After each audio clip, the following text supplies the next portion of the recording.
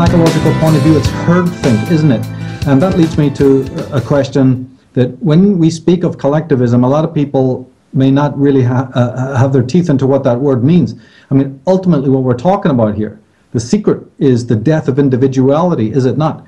And that might be a very slippery subject for most people who, as you say, haven't even got a definition of what even capitalism is or democracy. And if they have a definition, it's the usual one that's been handed up to them. So when people like us go for the jugular and say, do you not realize what's happening here? This collectivism is literally the death of individualism. A lot of people might go, what's wrong with that? So, you know, if somebody was to say from a religious point of view, it's the death of the soul, they'd scream and say, oh, well, we have to stop it. But if you're saying from a sociological, psychological point of view, it's the death of the self, it's the death of you know, operating from a sovereign position mentally and emotionally, most people just go, what of it? Because they're already pretty much sold down the river, aren't they? So do you have a comment on that, about what we possibly could do to, you know, to make it clearer what the consequences of this ardent, obsessive, malignant collectivism is? Yes, I certainly do. That's probably my favorite topic of all, because I think therein lies the answer or to the solution of all of our problems, because it all comes back to this philosophical foundation of what is the best way to solve a problem. It's pretty easy to get everyone to agree as to what the problem is. We all know that life is not very good for a lot of people, and it's getting worse for most of us. But what are you going to do about it?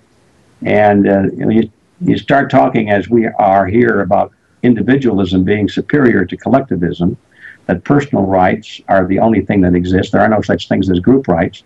The individual should be the basis of society. People say, oh, well, the individuals, that's selfish. If you want to put the individual ahead of the group, that means you are selfish, because we've been taught that in school. I was taught that the individual has to be sacrificed if necessary for the greater good of the greater number. And that is the nail that's been driven through our skulls in kindergarten and starting. We got to be team players. We have to go along with the group. And I don't think this is the time to go into a refutation of all that. It takes a little time, but it can be done. I would say that anybody that wants to pursue this, I invite them to come to the website that I mentioned earlier, which is Freedom Force International. And you'll find plenty of information as to what is the difference between individualism and collectivism. And it's something I urge everyone to get very clear about. And I'll just give you an example for somebody that might be watching and is curious about this. This issue of the group versus the individual. The individualist says that the individual is the basis of society. The collectivist says the group is the basis of society. So what does that mean? You start, I think, by asking the question, what is a group? Is there such a thing as a group? And the answer really is no. Group, as a word, whatever that thing is, group, does not exist. It is a word, it's an abstraction, it is a mathematical concept for more than one person. But you cannot touch a group. You cannot see a group. You can see individuals, a lot of them. You can touch individuals, but you can't touch this thing called group. It's an abstraction. It doesn't really exist except in the mind. It's like the word forest. There's no such thing as forest. It's an abstraction of many trees. You can't touch a forest, but you can touch trees. And once you get clear on the fact that this is an abstraction, it's more like a mathematical concept. But we're really talking about individuals. Individuals are the only thing that are real. Then you realize that if you say that the group, which does not exist, has rights that are superior to the individual, which does exist, you've made a tremendous mistake, an ideological mistake, and set in motion a rational concept whereby those leaders who claim to speak on behalf of the group, groups always have leaders, don't they? I speak on behalf of the nation or of this group, and I say that the group, You set in motion the position where individuals who claim to speak on behalf of the group can justify any atrocity you can possibly imagine.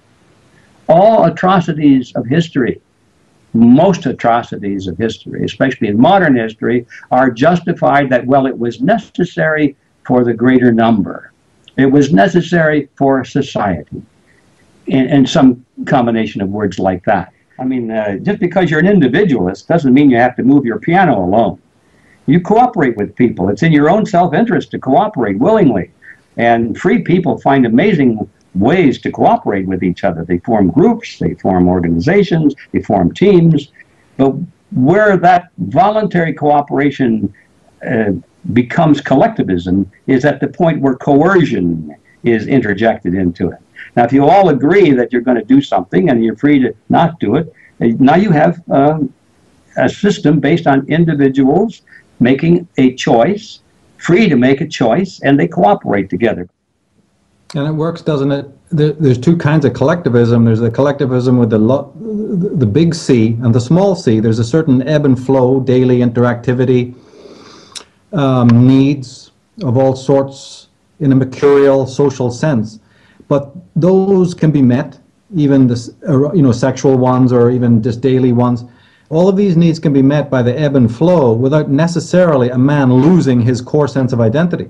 The large collectivism is when you're getting together with those groups precisely because you're a docile body, you're a docile mind who loathes autonomy and authenticity of spirit. And you find that the crowd, the club, the team, or the political party, or whatever, Big Brother hands you down, is the precise, it serves for you to immerse your spirit, because it is a spiritual thing. Actually, your individuality is unique. It's as unique as a fingerprint. And some people are very unhappy with that sense of autonomy and that, the demand of authenticity. So what has happened is the malignant version has come about because people want freedom from freedom. And then there becomes this sort of unspoken relationship between the master and the slave, in which the master, knowing full well that you want freedom from freedom, is now going to create rules and laws to give you that. And then we say, great, pretending consciously we don't know what's going on, but unconsciously receive the real cue that we want, which is, hey, you don't have to think anymore. Just use the handrails. Just do as everybody else does. It doesn't matter if it's right and wrong. Don't think for yourself. And so there becomes then this rapport, this almost subtextual relationship between the master and the slave. So therefore that alone tips the balance. It's no longer about gun to the head in some sort of Orwellian sense anymore, is it? It's we become party to the crime. So the person who doesn't want to be an individual, the person who now relinquishes that, who doesn't want to, initiate himself into his own selfhood, right, he's going to be the docile body, the remotely controlled being, and there's a relationship. So if we have big government, we have all of these rules and regulations, it's not just because it's being imposed, right? It's also because man is voting it in, isn't it? He wants that.